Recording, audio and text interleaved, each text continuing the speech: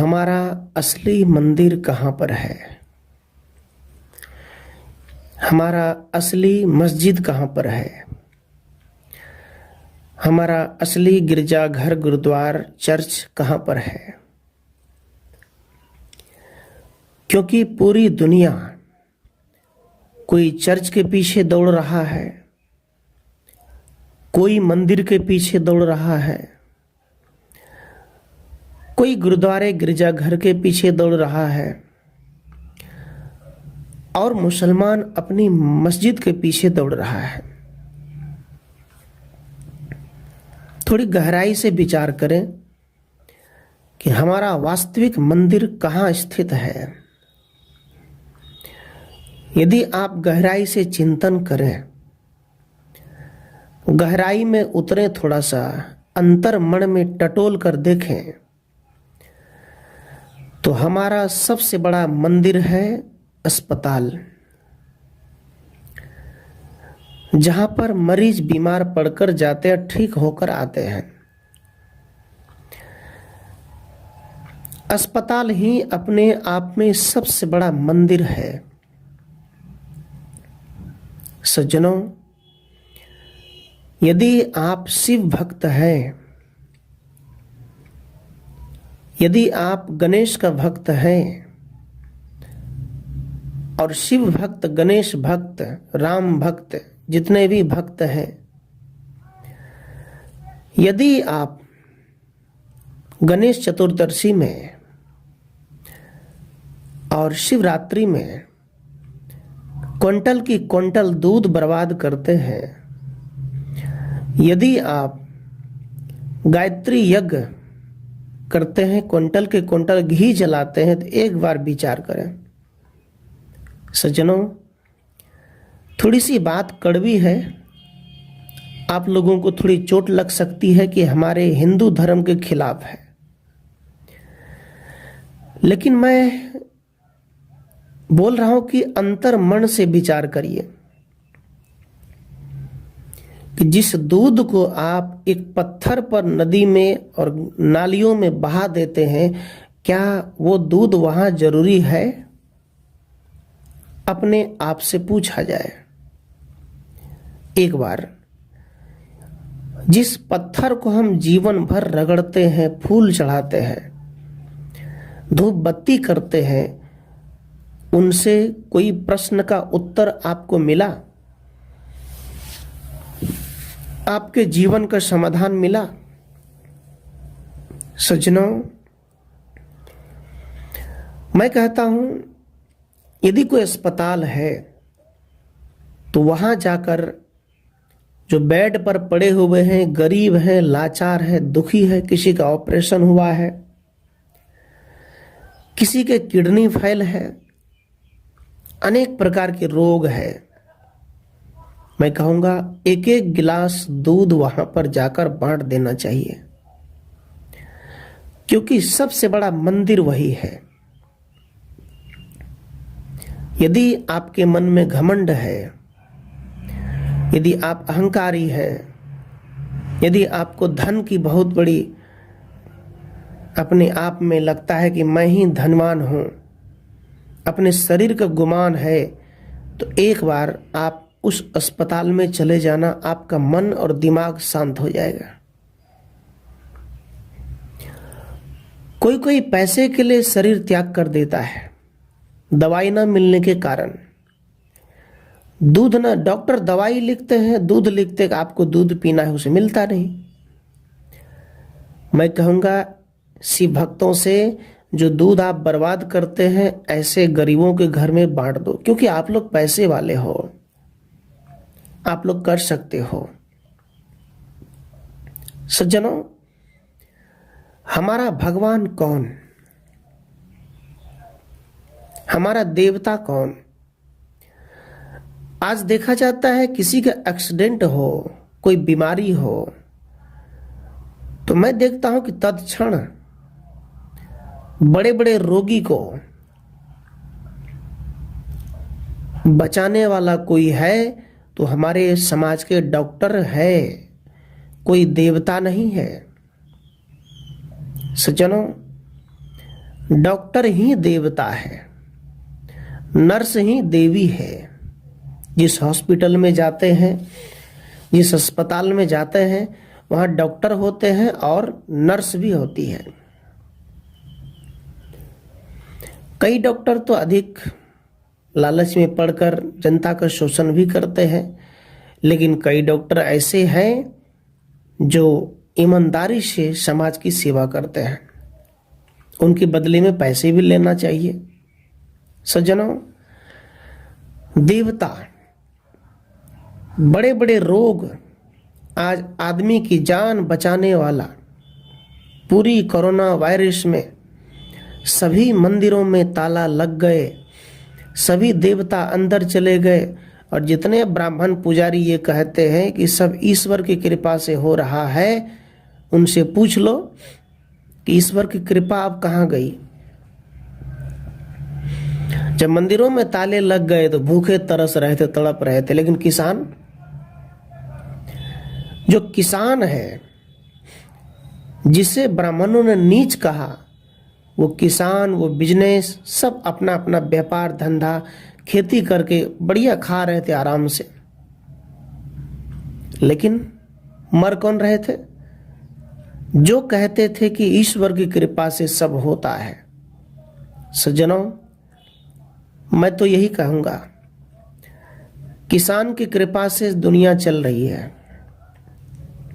एक बिजनेस, व्यापार, सरकार, नियम, कानून, व्यवस्था, इनके कृपा से समाज चल रहे हैं। कोई ईश्वर देवी देवता नहीं चला रहे हैं, कोई भगवान नहीं चला रहे हैं। आप ये जितना जल्दी भूल जाओ कि कृपा, बाहर कोई कृपा नहीं। आपके ऊपर कौन कृपा करते हैं? एक डॉक्टर, एक गुरु, एक माता पिता, एक नर्स, एक किसान, ये आपकी कृपा करते हैं। लेकिन हम ऐसे मंदिरों को भूल गए। आप मंदिरों के पास जाइए, वहां आपको गरीब बैठे होंगे, लेकिन बड़े बड़े सेठ उनके हाथ में 5 रुपए तक नहीं देगा। डायरेक्ट मंदिरों में जाएगा, उसके अंदर में जो ब्राह्मण है, उनके गले में सोने का चैन, सोने की सिकड़ी, बड़े बड़े पेट वाला, और उसी की कमाई खाकर वो अपने 4-5 महल बना लिए। किंतु वो कहते ईश्वर की कृपा। आपको मानव समाज देता है, ईश्वर की कृपा कहां हो गए? सज्जनों, हम सबको इन बातों पर विचार करना चाहिए। हम कहां फंसे जा रहे हैं। करहूं विचार जो सब दुख जाई। साहब कबीर कहते हैं, मनुष्य को विचारवान होनी चाहिए। विवेकशील प्राणी है, उसके नाते उसे विचार भी करनी चाहिए कि क्या सही क्या गलत, कौन देवता कौन राक्षस, इन पर भी गहरी चिंतन करनी चाहिए। लेकिन करते नहीं है, हम फंसे चले जा रहे हैं। कोई गुरु बाबा एक अंगूठी बेचता है 10 रुपए में, हम पहन लेते हैं। क्यों? क्योंकि लगता है कि इसे नौकरी लग जाएगी, है ना। सज्जनों, ऐसा यदि होता तो साहब कबीर ने कहा, भोजन कहे भूख जो भाजे तू दुनिया तर जाई, धन के कहे धनिक ना हो भी निर्धन रहे ना कोई। साहब कबीर कहते, भोजन कहने से यदि भूख भाग जाए, धन कहने से धन आ जाए, तो इस दुनिया में कोई गरीब न रहेगा। इसी प्रकार राम कहने से भी मुक्ति नहीं मिलेगी। मुक्ति है जीवन की, खान पान की सुधार, जीवन आचरण की सुधार, और अपने आप में गहरी शांति प्राप्त करना, अपने आप को ठीक करना ही मुक्ति की दशा है। मंत्र क्या है? आज पूरी दुनिया मंत्र के पीछे भाग रहे हैं कि मंत्र क्या है, कहां है वो मंत्र। लोगों को लगता है कि मैं किसी बाबा से एक मंत्र ले लूं तो मेरा मन शांत हो जाएगा, मैं मुक्त हो जाऊंगा। लोगों को लगता है कोई तो हो जो 5 नामदान दे दे, बस जीवन तर जाएगा। सज्जनों, दवा ही मंत्र है। गुरु का उपदेश जो सच्चा ज्ञान है, आत्मबोध है, स्वरूप बोध है और अपने आप में जगाने वाला ज्ञान है, वही मंत्र है। दवा क्या है? यदि आप मंत्र के पीछे दौड़ते हैं, देवता के पीछे दौड़ते हैं, मंदिर के पीछे दौड़ते हैं, तो सदगुरु कहते हैं दवा ही मंत्र है। यदि आपकी पैर में दर्द है, घुटने में दर्द है, पेट में दर्द है या बुखार है, काफी दर्द, तड़फन है, तड़प रहे, तो आपको उस समय गुरु का भी मंत्र अच्छा नहीं लगेगा। बड़े बड़े तत्वदर्शी संत आपके सामने बैठा हो और यदि उस समय आपको कमर में दर्द हो, काफी दर्द हो रहा हो, तो क्या आपको सत्संग अच्छा लगेगा? नहीं लग सकता। क्यों? क्योंकि शरीर स्वास्थ्य अच्छा नहीं है। सज्जनों, दवा ही मंत्र है और ये दवा किसके द्वारा बनी है? मानव के द्वारा, साइंटिस्ट, वैज्ञानिक, डॉक्टर के द्वारा, इनके द्वारा। इन्होंने दवा का सर्च किया। एक गोलियां, एक इंजेक्शन, सुई, एक एक्सराई मशीन, ये सब किनका खोज है? मानव समाज की। एक गोली खाते हैं, 1 घंटे में आराम मिलता है। किसकी देन है ये? मानव समाज की। क्या आपको लगता है कोई फूंक देगा, किसी मंदिर में माथा पटक लेंगे आप ठीक हो जाएंगे? मुश्किल काम है, नहीं हो सकता। सज्जनों, आपके जीवन में आप जितने कुछ उपयोग कर रहे हैं, चाहे ज्ञान, ध्यान, सत्संग, कपड़े, भरण पोषण, पैसा रुपया, जो भी करो, इस सारा की सारा कमाई करने वाला मानव समाज है, कोई देवी देवता नहीं। आज राम मंदिर की स्थापना 22 जनवरी को होंगे, उसमें सभी देशों से, नेपाल से, कहां कहां से पत्थर लाए गए। कौन लाया उठाकर? मानव समाज। उसमें मूर्ति कौन रखेंगे? मानव समाज। प्राण कौन डालेंगे? मानव समाज। यह अंधी भक्ति। जब सब कुछ हम कर रहे हैं, जब सब कुछ आप कर रहे हैं, तो क्या सुख कोई दूसरा देगा? क्या दूसरा नहीं दे सकता। एक मानव ही मानव को सुख देता है, दुख देता है।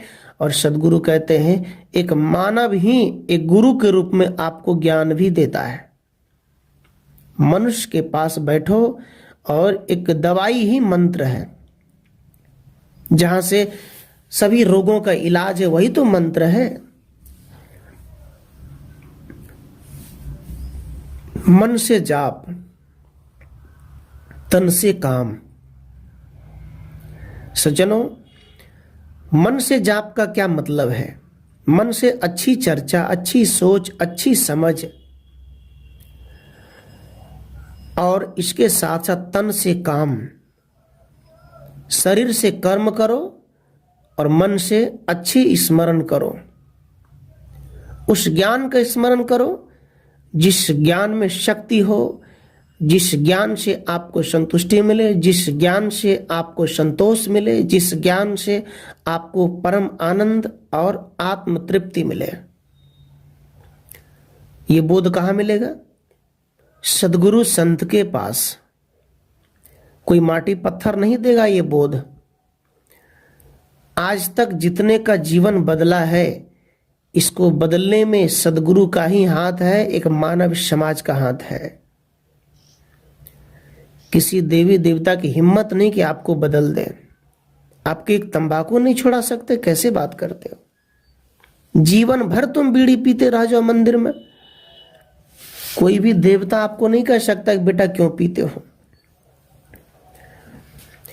जीवन भर तुम मंदिरों में बकरे पाठा चढ़ाते रहो, कोई देवता नहीं कह सकता बेटा ऐसा क्यों कर रहे हो।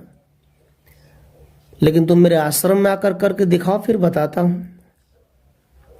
किसी संतों का आश्रम में जाकर बीड़ी पीकर देखो, बलि देकर देखो, एक पाठे को मार कर तो देखो, पता चल जाएगा फिर क्या दशा होती, संत क्या करते हैं तुम्हारे ऊपर। लेकिन हम उनके भरोसे बैठे जो बंधन बांधे अष्ट कष्ट न सूता, यम बांधे अंजनी के पूता। सज्जनों, हम ऐसे गुरु के पास जाते हैं जो खुद बंधन में है। शिव वाले गांजा पकड़कर बैठे हैं, राम वाले केवल राम राम पकड़कर बैठे हैं, और पंथ और, किंतु सदगुरु कहते हैं ज्ञान उसे कहते जो बाहर की दुनिया से मुड़कर अपने आप में स्वरूप में पवित्र निर्मल ज्ञान देने वाला संत गुरुजन हो, वही आपका जीवन बदल सकता है। मैं कहा अस्पताल ही मंदिर है। अस्पताल में जाना, गरीबों की सेवा करना, वहीं से आपको दुआ लगेंगे। और डॉक्टर ही देवता है, नर्स ही देवी है। पुरुष और नारी ये दोनों ही हमारे सृष्टि की कर्ता धर्ता है, और यही दोनों देवी देवता है। पुरुष देवता बन जाए, नारी देवी बन जाए, और दवा ही मंत्र है। सज्जनों, सेना और पुलिस ये क्या है? ये हनुमान है। आज के समय में जब आप नींद की चैन से सोते हैं और सेना हमारे बॉर्डर पर, कश्मीर में जहाँ पर ओलावृष्टि गिरते हैं, जहाँ बर्फबारी होती है, वहाँ पर पहरे देते हैं। यदि ना हो तो दुश्मन आक्रमण करेंगे। सज्जनों, आज जितने भी बाबाओं हैं बोलते भविष्य बताता हूं। मुझे लगता है कि पाकिस्तान चाइना बॉर्डर पर यदि आतंकवादी प्रवेश करते, हमारे नौजवान मर जाते हैं, उस समय इनका भविष्य कहां जाता है? क्यों नहीं बताते? यदि हम भविष्य जानते हैं किसी की कि आप ये हैं अब वो हैं, तो बड़े बड़े आतंकवादी घुसपैठ करते हैं, तो उनके बारे में पता क्यों नहीं चलता? सज्जनों, ये सब कहने की बात है। हम यदि हनुमान की पूजा करते, जय हनुमान ज्ञान गुण सागर बोलते हैं, हनुमान तपस्वी की पूजा करते हैं, यदि सेना और पुलिस ना हो तो आपकी रक्षा कौन करेगा? आदमी एक दूसरे में कट के मर जाएगा, आपकी रक्षा नहीं हो सकता।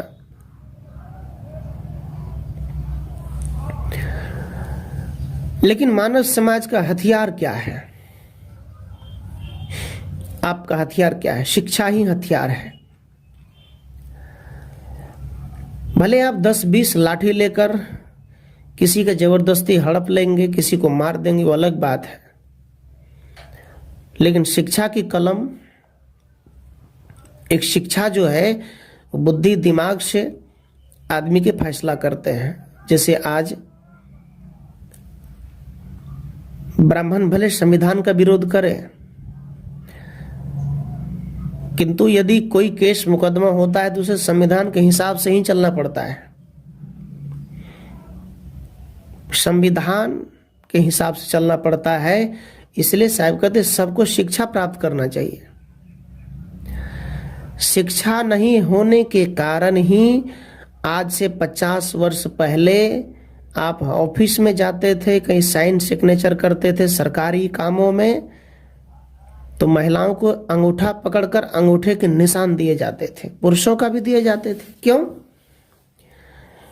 क्योंकि पढ़े लिखे नहीं थे।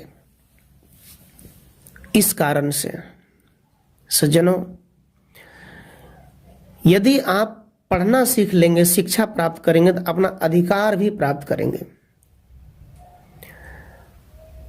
यदि हिंदू समाज ये जान जाए, जग जाए कि मेरा अधिकार क्या है, हिंदुओं का अधिकार है स्कूल, कॉलेज, शिक्षा, नौकरी, व्यापार, अच्छा घर, अच्छी रोड, ये अधिकार है। लेकिन वो अपना अधिकार कहाँ खर्च कर रहे हैं? गलत दिशाओं में, जहां से केवल ब्राह्मणों का विकास होगा किंतु हमारा नहीं हो सकता। हम जाएंगे, 50 रुपया चढ़ाएंगे, निकल जाएंगे, हो गया। पुराण क्या है? पुराण हमारे हिंदू परंपरा में 18 पुराण है। वेद, ऋग्वेद, सामवेद ये सब तो सबसे बड़े ऊंचे दर्जे में आते हैं, और हमारे भारत के राष्ट्रीय ग्रंथ भी कहते हैं रामायण है। लेकिन याद रखना, पुराण क्या है? पुराण किसे कहते हैं? पुरातन, पुराकाल, सदियों से वो किताबें जिसमें सभी मानव समाज को एक सूत्र में बांधकर चलने की प्रेरणा देता हो, उसे हम पुराण कहते हैं।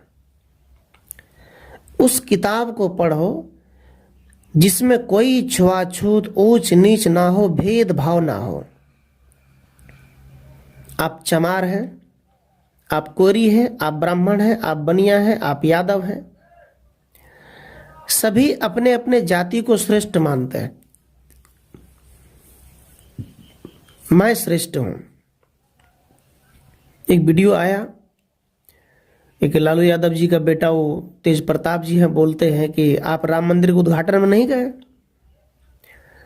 कहा नहीं, मैं कृष्ण की वंशज हूं, मैं कृष्ण की पूजा करता हूं, राम की पूजा नहीं करता। अब यहां तो भेद हो गया। अब तेज प्रताप जी ने कहा कि मैं राम की पूजा नहीं करता, मैं कृष्ण की पूजा करता हूं। क्यों? इसीलिए सदगुरु कबीर कहते हैं कि वो राम नहीं जिससे लड़ाई होती, मैं उस राम की बात करता हूं जहां लड़ाई मिट जाए, झगड़े मिट जाए। तुम कौन सी राम की चर्चा करते हो? कृष्ण वाले राम को नहीं मानते, राम वाले कृष्ण को नहीं मानते, राम वाले शिव को नहीं मानते। वो कौन सा राम है? सदगुरु कहते हैं कि घट घट वासी जो राम है, उस राम की बात मैं करता हूं, उस राम की पूजा करो, उस राम की आराधना करो। पुराण, आप उस किताब को पढ़ो जिस किताब में छुआछूत नहीं है। आप उस किताब को पढ़ो जिस किताब में सबको सम्मान अधिकार मिला है। कोई जन्म से ब्राह्मण नहीं होता। यदि ऐसा होता है तो आपका कर्म भी अच्छा होना चाहिए, अलग होना चाहिए, लेकिन आप बकरे पठे को मंदिर में काटते हो, अपने को ब्राह्मण कहते हो। जहां आत्मज्ञान हो, ब्रह्म जनति ब्राह्मणः, जिसमें ब्रह्म ज्ञान हो, जिसमें मानवता की ज्ञान हो, मानव का प्रेम का ज्ञान हो, सदगुरु कहते हैं वही तो ब्राह्मण है। पुराण क्या है? एक संविधान ही पुराण है। संविधान आपके अधिकार की बात करते हैं, कोई ऊंच नीच की बात नहीं करते, जिसमें नियम कानून व्यवस्था। ईश्वर क्या है? विश्वव्यापी नियम ही ईश्वर है। इस संसार में एक नियम है, समाज का एक नियम है, और उस नियम से चलने वालों को हम ईश्वर कहते हैं। नियम कायदे से चलने से हमारी रक्षा होती है, आपकी रक्षा होती है। सज्जनों, बारिश होती है, यदि एक नदी की बहाव चला है, यदि आप उस नदी में जाकर स्नान करते, चाहे हिंदू हो चाहे मुसलमान, तो वो पानी है कि सबके मैल को धोते हैं। वो पानी कभी किसी के साथ भेदभाव, पक्षपात नहीं करती। उस पानी में हिंदू नहा ले चाहे मुसलमान नहा ले, सबके लिए बराबर है। यदि मनुष्य ने एक बिजली करंट पैदा किया है, तो करंट बिजली यदि हिंदू पकड़ लेगा या मुसलमान पकड़ लेगा, तो ये नहीं कहेगा कि ये मुसलमान है मार दूं, वो कहे हिंदू मार दूं, हिंदू को छोड़ दूं मुसलमान को मार दूं, मुसलमान को छोड़ दूं हिंदू को मार दूं, ऐसा नहीं कहते। वो तो सबको पकड़कर खून चूस लेते, मार देते हैं, करंट, उसमें कोई पक्षपात नहीं है। ये जो चांद सूरज निकल रही, इसमें कोई भेदभाव नहीं है। इस चांद के अंदर लिखा ही नहीं है कि मैं केवल हिंदू के लिए निकल रहा हूं, मैं केवल मुसलमान के लिए निकल रहा हूं, ऐसा उसमें कहीं नहीं लिखा है। यदि आप पानी पीते हैं तो सबकी प्यास बुझाते हैं, ठंड है सबके लिए है, गर्मी सबके लिए है। प्राकृतिक हमारे लिए कहीं भेदभाव नहीं करते। प्राकृतिक अपने नियम से चल रहे हैं। सदगुरु कहते हैं प्राकृतिक को दफना करके, प्राकृतिक को कुचल करके ये मानव समाज इतना पापी बन गया। इतने अच्छे अच्छे फसल, रोटी, साग, भात, सब्जियां उनके लिए उपलब्ध है, लेकिन वो अलग मांस नोचने के चक्कर में रहता है। उसे लगता है ये भी मेरे लिए, कैसों आवे काठो माथा, मानुष बड़ा बड़ा हो आया, मानुष बुद्धि तीन पलटाया। सदगुरु कहते हैं कि बड़े बड़े मनुष्य, घमंडी, अहंकारी, ये सोचता है किधर से किसी देवता, किसी भगवान के नाम से कुछ आ जाए, मैं कत्ल कर दूं, खा लूं। सज्जनों, याद रखना, ऐसे पुराण को मत पढ़ो। एक बुद्ध का वचन है, अपो दीपो भव। एक और मंत्र है, धम्मम शरणम गच्छामि, संगम शरणम गच्छामि, बुद्धम शरणम गच्छामि। मैं पुराण की बात कर रहा था, इसलिए थोड़ी पंक्ति और याद आ रही है। बुद्धम शरणम गच्छामि। बुद्ध मतलब एक बुद्धिमान, एक ज्ञानी, एक आत्मज्ञानी। मैं ऐसे संतों की संग में जाता हूं, उसको नमन करता हूं जो हमारी सारी भ्रम को मिटा दे। इसलिए कहा बुद्धम। बुद्धिमान कोई भी हो सकता है। ज्ञान एक होता है, वो है आत्मज्ञान। आत्मज्ञान में खोट नहीं है, आत्मज्ञान में भ्रम नहीं है, आत्मज्ञान में तीरथ बरत नहीं है, आत्मज्ञान में पशु हत्या नहीं है, आत्मज्ञान में मंदिर मस्जिद की झगड़ा नहीं है। आत्मज्ञान में मंदिर मस्जिद सब टूट जाता है, सब फीके पड़ जाते। इसलिए बुद्धम शरणम, बुद्ध की शरणागति प्राप्त करो, अर्थात एक ज्ञानी संतों की शरण प्राप्त करो। संकल्प लो, बाहर की भटकाव छोड़कर मैं एक बुद्धिमान तपस्वी गुरु के पास जाकर आत्मज्ञान की ज्योति जगाने का प्रयास करूंगा। धम्मम संग गच्छामि। धर्म, मैं ऐसे धर्म में जाता हूं। आज आदमी धर्म तो बदल रहा है। सदगुरु कहते मैं ऐसे धर्म में जाता हूं जहां से मानव मानव को प्रेम मिले, एकता, करुणा, विश्वास, संपन्नता हो। आज लोग जो बुद्ध को मानते हैं वो कहते हैं बुद्धिस्ट हो जाओ, मुसलमान कहते हिंदू से तुम हिंदू बन जाओ, हिंदू मुसलमान से कहते तुम मुसलमान बन जाओ, सिख, ईसाई, यहूदी सब अलग अलग धर्म बदलने के चक्कर में है कि मेरा धर्म में ज्यादा लोग हो जाए, मेरा धर्म सबसे बड़ा। सज्जनों, क्या आप मानते हैं 5 आदमी को मुसलमान बना दिए तो धार्मिक हो गए? और यदि आप 5 मुसलमान को हिंदू बना दिए धार्मिक हो गए? 10 को बुद्धिस्ट बना दिए, क्या आप धार्मिक हो गए? थोड़ा गंगा में स्नान कर लिए धार्मिक हो गए? थोड़ा मस्जिद में नमाज पढ़ लिए, क्या मुसलमान हो गए? थोड़ी अगरबत्ती गाड़ दी। अभी राम मंदिर के उद्घाटन में 108 फीट की अगरबत्ती बनी है, क्या आप धार्मिक हो गए? सज्जनों, सदगुरु कहते धर्म बदलने की जरूरत नहीं है। ऐ मनुष्य, तुम अपनी व्यवहार, खान पान, आचरण, सोच, चिंतन, उठन बैठन को बदलो, अपने आप को बदलो। जब तक अपने आप को नहीं बदलोगे तब तक तुम पीसे जाओगे, धर्म के नाम पर मारे जाओगे, हत्या की जाओगे, धर्म के नाम पे लड़ोगे, राग द्वेष करोगे। साहिब कबीर कहते धर्म मत बदलो। तुम्हारा धर्म कपड़ा नहीं है, तुम्हारा धर्म राम मंदिर नहीं, तुम्हारा धर्म शिव मंदिर नहीं, तुम्हारा धर्म इस्लाम नहीं, तुम्हारा धर्म मस्जिद नहीं है, तुम्हारा धर्म चर्च नहीं है। तुम्हारा धर्म है मानवता। तुम दाढ़ी बढ़ाकर कहते हो मुसलमान, कोई पगड़ी बांधकर कहते हैं मैं सरदार पंजाबी जट, कोई थोड़ा सा चोटी सिखा रखकर बोलते मैं हिंदू। क्या यही धार्मिकता है? सज्जनों, इंसान का अपना स्वभाव ही धर्म, वो है इंसानियत। धर्म जो दया को धारण करे, जो मानवता को धारण करे,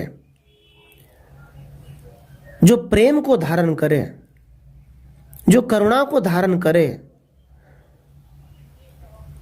जो शांति को धारण करे, वो धर्म है।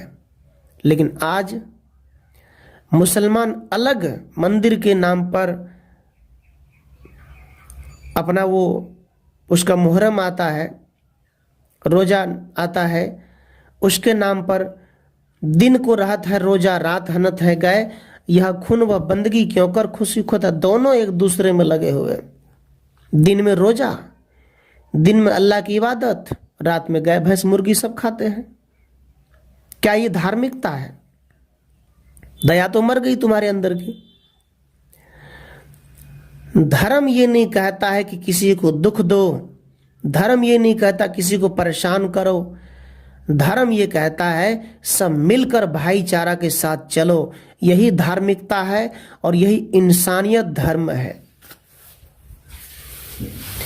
लेकिन आज से 100 साल पहले की बात, जिन ब्राह्मणों ने अपनी एक संविधान बनाया, मनुस्मृति बनाया, जिन वेद शास्त्रों की बात करता है, वो खुद उस पर नहीं चलता है। किसी भी शास्त्रों में नहीं लिखा है धर्म की बात। सनातन की बात है, सनातन सत्य जो सदियों से चले आ रहे हैं, उसे हम सनातन कहते हैं। लेकिन हम अलग अलग धार्मिकता हो गए, अलग अलग धर्म में बह रहे हैं। परमात्मा क्या है? प्राकृतिक ही परमात्मा है। सज्जनों,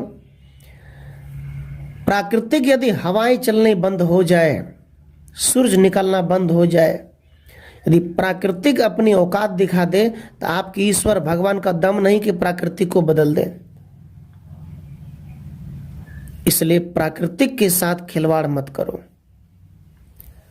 पेड़ पौधा है, उसमें पानी डालो, उनकी रक्षा करो, उसमें अगरबत्ती गाड़ना, उनको प्रसाद चढ़ाना, ये उनकी पूजा नहीं है, ये तुम्हारे पाखंड है। किसी भी बट वृक्ष में तुम कितना भी अगरबत्ती गाड़ दोगे, क्या तुम्हारा जीवन बदल जाएगा? यदि तुमने एक बाल्टी उसमें पानी नहीं डाला तो? प्राकृतिक के अपनी नियम है। यदि तुमने एक बोतल पी लिया है, चढ़ा लिए है दारू, तो याद रखना वो दारू की बोतल पी तो लिए हो, लेकिन नशा लगेगी वो अपने हिसाब से, क्योंकि तुम प्राकृतिक चीज पिए हो, बनाई गई है शोध करके। थोड़ी जहर है, थोड़ी नशा है, थोड़ी सड़े हुए भात है, क्या की उसमें डाले जाते हैं, कीड़े मकोड़े जलते हैं। पी लियो अपने मन से, नशा चढ़ेगी वो अपने हिसाब से। प्राकृतिक में क्षमा नहीं है। इसलिए सज्जनों, मैंने निवेदन किया कि देवता कहाँ है, मंदिर कहाँ है? अस्पताल ही मंदिर है। मैं कहा पुराण, किसी भी धर्म ग्रंथ शास्त्र को यदि आप पढ़ते हैं तो उसमें विचार जरूर करो। हमारी देवता डॉक्टर हैं, नर्स देवी हैं, किसान हमारे सब कुछ है, पालनहार है। यदि किसान अपना कर्म करना बंद कर दे तो याद रखना, आपको जो नमक रोटी की जो बोलते हैं ना, बड़े बड़े राजनेता जो बड़े बड़े भाषण देते हैं, बड़े बड़े महात्मा, उनका धंधा चौपट हो जाएगा। ये जो 20-20 लाख में जो बुकिंग होता है मंच का, उनको पूछ लो जाकर, यदि किसान ना दे तो जितने बड़े बड़े पेट वाले ब्राह्मण देखते हैं सबकी सिट्टी पिट्टी गोल हो जाएगी। इसलिए किसान देवता है, हमारे धरती का सबसे बड़ा देवता जो अन्न पैदा करे। अन्नम देवता, अन्नम ब्रह्म, अन्न को पैदा करने वाला ही ब्रह्म है। इसलिए उनकी इज्जत करो। हमारे विज्ञान, हमारे टेक्नोलॉजी, हमारे देश विदेश में जितने भी प्रचार हुए हैं, उन मानव समाज का इज्जत करो। यही हमारे देश का, हमारे धरती का विश्वकर्मा है, जो विश्व के कर्म को करते हैं। लेकिन आज दूध चढ़ाएंगे मंदिर में पत्थर पे, नालियों में भसा देंगे, सड़ा देंगे। अब पता नहीं, ऐसे मूर्खों को ये पता नहीं कि सनातन क्या कहता है। इनको ये नहीं पता चलता कि सनातन का मतलब क्या होता है। सनातन का मतलब होता है आत्मा, शाश्वत आत्मा। और जिस दिन आप आत्मा की पुजारी बनोगे उसी दिन आप परमात्मा बन जाओगे। मनुष्य की इज्जत करो। सज्जनों, अब आपको लगता है कि कबीर साहब की विचार ऐसे अटपटांग क्यों है? क्योंकि सदगुरु कबीर यथार्थवादी है। 3 बातें हैं: रोचक, भयानक, यथार्थ।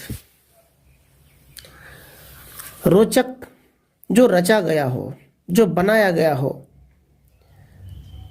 बना के लोगों के बीच कुछ और दिखाया गया हो। मान लीजिए एक मूर्ति बनाए, बाजार से खरीद कर लाए और उसमें बढ़िया बढ़िया रंग, पेंट, 10 हाथ, 15 हाथ, 20 हाथ लगा दिए और सबका अलग अलग नाम रख दिए। ये कौन है?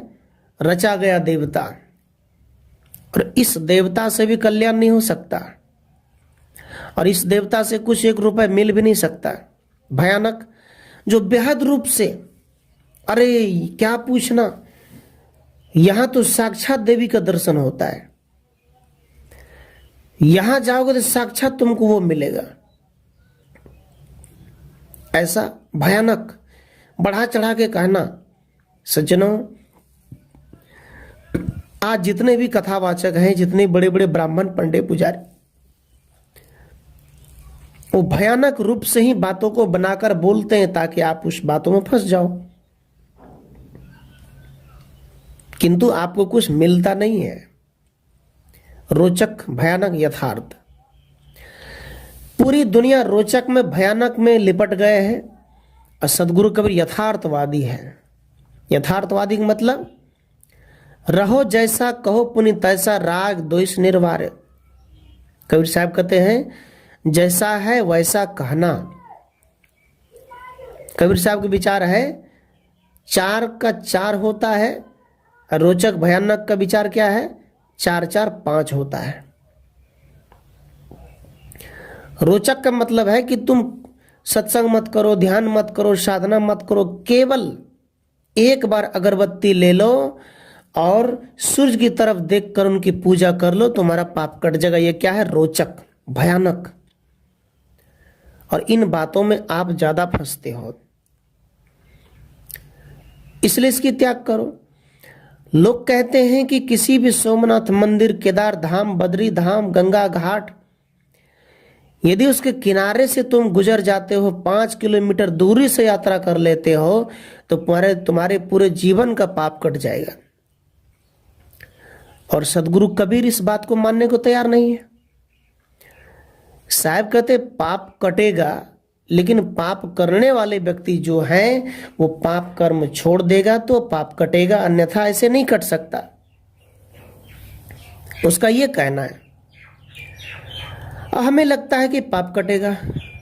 सज्जनों, थोड़ी सी कबीर साहब के विचारों पर हम लोग विचार करें, गहराई से सोचें, चिंतन करें। जो मैं कुछ बातें कही आप सबके बीच, इसमें क्या सच है क्या गलत है, क्योंकि मैंने इसमें मंदिरों का विरोध किया है।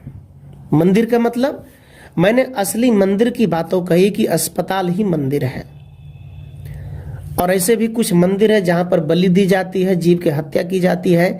ऐसे मंदिर में तो जीवन में कभी जाना ही नहीं चाहिए, जीवन में कभी नहीं जाना चाहिए।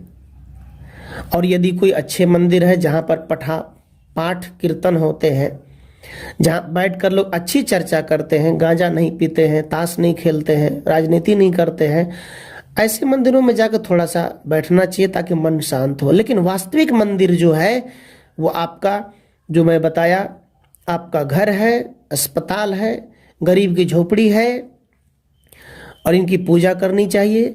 डॉक्टर ही हमारा देवता है, नर्स ही देवी है, दवाई ही मंत्र है, और इसके खाने से हम ठीक होते हैं। सेना, पुलिस, संविधान, ये सब हमारे पुराण है। अच्छी किताब पढ़ो, अच्छी चर्चा करो, अच्छे गुरुजनों के पास जाओ, तभी हमारे जीवन में वो बदलाव आ सकता है, अन्यथा बदलाव नहीं आएगा। कितना भी प्रयास करो, कितना भी दौड़ लगा लो, जहां मन तहां, कुछ नहीं होगा यदि आप अच्छे गुरु के पास नहीं आते हो। अच्छे गुरु का मतलब ज्यादा सजावट नहीं, ज्यादा बनावट नहीं, एकदम सरल भाव से, निर्मल भाव से, सहज रूप से ज्ञान देने वाला, वो भी आत्मज्ञान जगाने वाला। सदगुरु कहते हैं आपको जो आप में जगा दे वो सदगुरु है, और जो आपको भ्रम में फंसा दे, माटी पत्थर में फंसा दे, वो क्या है? नरक गुरु है, ढोंगी गुरु है। और ऐसे गुरुओं को त्याग करो और आत्मज्ञानी गुरुओं की शरण पकड़ो, तभी उद्धार होगा। मैं कुछ देर निवेदन किया, यदि विचार अच्छा लगा तो चैनल को सब्सक्राइब करें। आप सबके अंदर बैठे राम को त्रैबार शाहे बंदगी शाहे।